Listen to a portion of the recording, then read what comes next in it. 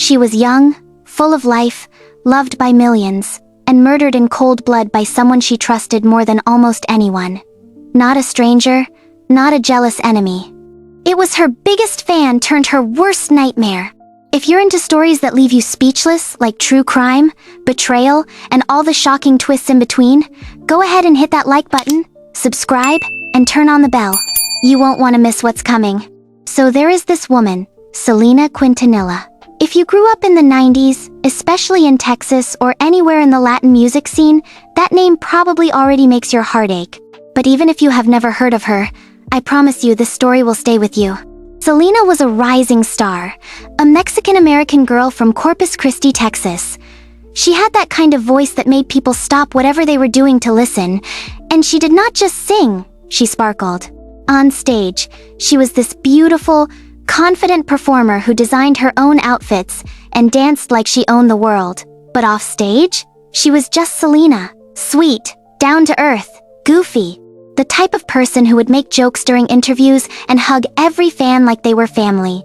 Her dad, Abraham, saw her potential when she was just a little girl and pushed her into music. She started performing with her siblings in a family band called Selena y los Dinos. They hustled, played anywhere they could, weddings, fairs, parking lots. Slowly but surely, Selena's fame grew, and so did her fan base. Now here is where Yolanda Saldivar comes in. Yolanda was older than Selena. She worked as a nurse.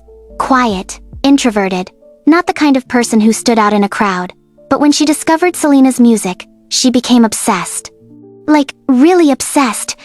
She started calling Abraham non-stop, begging to start an official fan club. At first, Abraham ignored her. He got a lot of these types of calls. But Yolanda was persistent, polite, professional, even a little desperate. Eventually, he gave in and said, "Fine, start the fan club, but do it right." And she did. The fan club grew fast, thousands of members. Yolanda handled it all. Merchandise, events, newsletters. She was always around, always helpful. So when Selena opened her boutique, Selena, etc., Yolanda got more involved. Before anyone realized it, she was managing both the fan club and the boutique. She became part of the family. Selena trusted her deeply, called her her friend, traveled with her, let her handle money, documents, everything. But here is where it starts getting weird. Employees started complaining. Yolanda was rude, controlling, firing people for no reason. Then, fan club members said they never got their merchandise, even after paying. People started whispering. Selena's dad looked into it. Something did not sit right. And guess what? Thousands of dollars were missing. He called a family meeting, sat Yolanda down, asked her straight up, "Where is the money?" Yolanda just sat there. No panic, no explanations, just silence, cold, flat, like nothing was wrong. So she was fired. Selena's dad wanted her gone immediately. But Selena? She was torn. This was someone she had trusted, someone who had been with her through so much. She felt betrayed, but also sad. And here is the thing about Selena. She had a big heart, too big, maybe. Even after the betrayal, she wanted to handle things peacefully. Yolanda still had important business documents, tax papers, financial records, stuff Selena needed, so she kept in contact. Just to wrap things up, just to collect the papers and move on. But Yolanda kept stalling, said she forgot them, said she would bring them tomorrow, then the next day, then the next week, always one excuse or the other. Then Yolanda called her crying, said she had been assaulted on a trip to Mexico. Selena rushed to help, took her to the hospital, but the doctors found nothing, no signs of any attack. It started to look like she had made it all up. And this is the part that still blows my mind. After all that, Selena still tried to give Yolanda a chance to come clean. She just wanted her papers back. So Yolanda says, "Meet me at the Days Inn Motel, room 158. I will give you everything." Selena agrees. It is the morning of March 31, 1995. Selena and her husband Chris drive to the motel. She goes inside alone. Chris waits in the car. Time passes, and more time.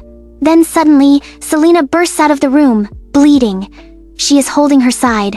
She runs to the lobby, screaming for help. The clerk calls 911. Selena collapses on the floor. Her last words?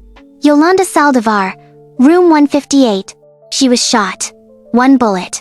Right through her shoulder, tearing through a major artery. She lost too much blood too fast. Selena Quintanilla, 23 years old, was pronounced dead shortly after. Now this is where things just kept getting worse.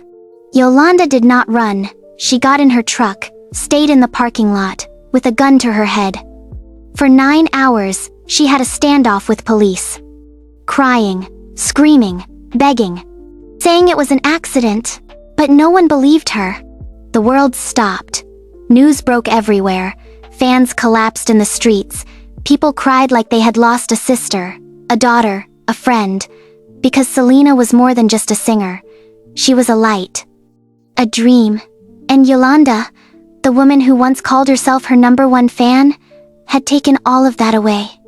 Yolanda was arrested, charged with first-degree murder. During the trial, she claimed it was an accident, that she did not mean to shoot, but the evidence said otherwise. In October 1995, she was found guilty and sentenced to life in prison. No parole for at least 30 years.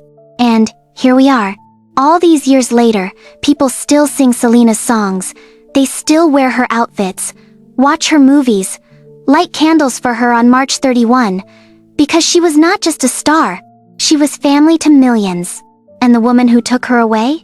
She is still sitting in a prison cell. So yeah, this is not just a story about a murder. It is about trust, about obsession, about how sometimes the people you let closest to your heart can be the very ones who break it. And every time I hear her music, I cannot help but think, what could have been? Gist with Olivia.